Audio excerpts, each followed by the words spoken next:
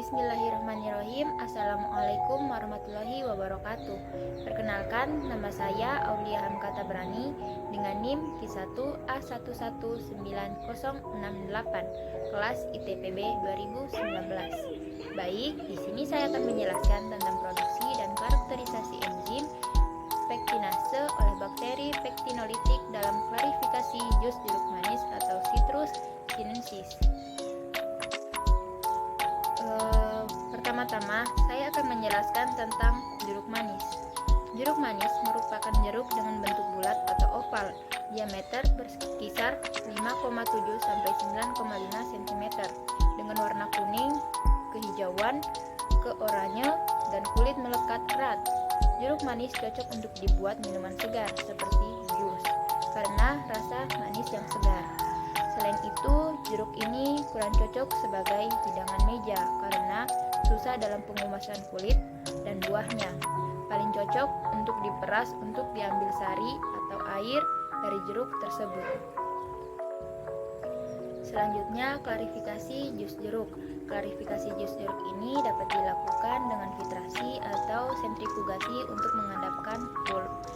Pektinasi larut dalam jus jeruk masih menyebabkan kekeruhan dan dapat menyumbat pori membran filter sehingga menghambat proses klarifikasi.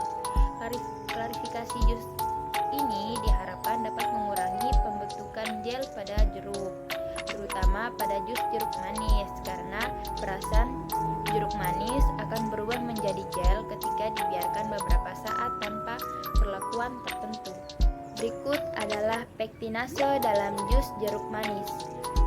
Kita harus mengetahui apa itu pektinase. Pektinase adalah kelompok enzim yang mendegradasi substansi yang mengandung pektin menjadi fraksi yang lebih kecil sehingga mengakibatkan pengurangan viskositas, mengurangi pembentukan gel, dan meningkatkan konsentrasi jus. Oleh karena itu, pada industri sari buah, adanya pektin ini menjadi masalah untuk menghasilkan produksi yang jernih. Jus akan menjadi keruh dan bahkan berkabut atau bahkan berikatan dengan partikel lain, membentuk partikel yang lebih besar jika pektin tetap dalam suspensi. Selanjutnya, isolat bakteri pektinolitik. Isolat bakteri pektinolitik ini dapat diperoleh dari sumber pektin yang melimpah seperti sampah buah kulit jeruk yang selama ini belum dimanfaatkan secara maksimal. Isolat bakteri pektinolitik ini yang akan digunakan untuk memperoleh enzim pektinase yang digunakan dalam proses klarifikasi jus jeruk. Berikutnya, isolasi dan karakterisasi bakteri pektinolitik.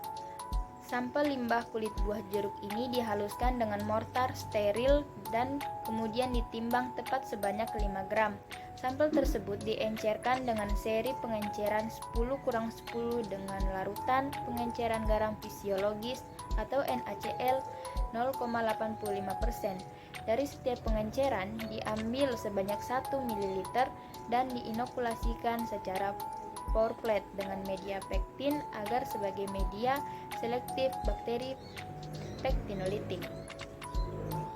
Inkubasi dilakukan pada suhu 30 derajat Celcius dan 50 derajat Celcius selama 24-48 jam.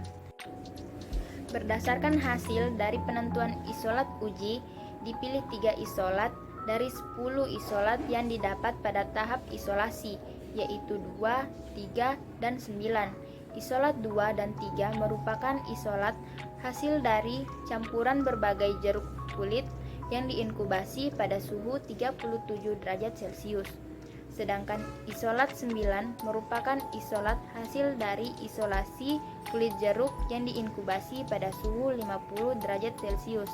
Bakteri pektinolitik isolasi 2 dan 3 berbentuk batang, gram negatif, katalase positif, dan tidak membentuk spora.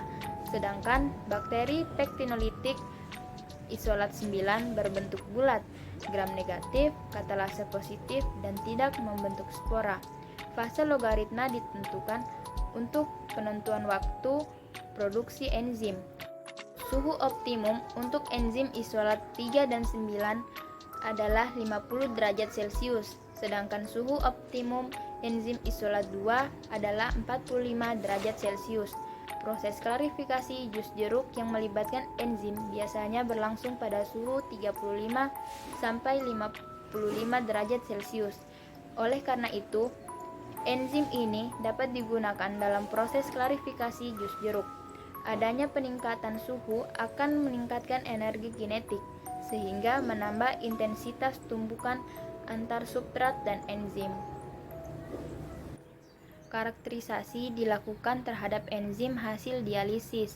Enzim isolat 2, 3, dan 9 optimum pada pH 4,0. Perubahan pH pada skala deviasi kecil menyebabkan turunnya aktivitas enzim, sehubung dengan perubahan ionisasi gugus-gugus fungsionil karena pada hakikatnya, enzim adalah protein yang tersusun asam amino yang dapat mengadakan ionisasi, mengikat, dan melepaskan proton atau ion hidrogen pada gugus amino, karboksil, dan gugus fungsional lainnya. Sebaliknya, pada skala deviasi pH yang besar, perubahan pH akan mengakibatkan enzim mengalami denaturasi sehubung dengan adanya gus terhadap berbagai interaksi non-kovalen yang menjaga kestabilan struktur 3 dimensi enzim.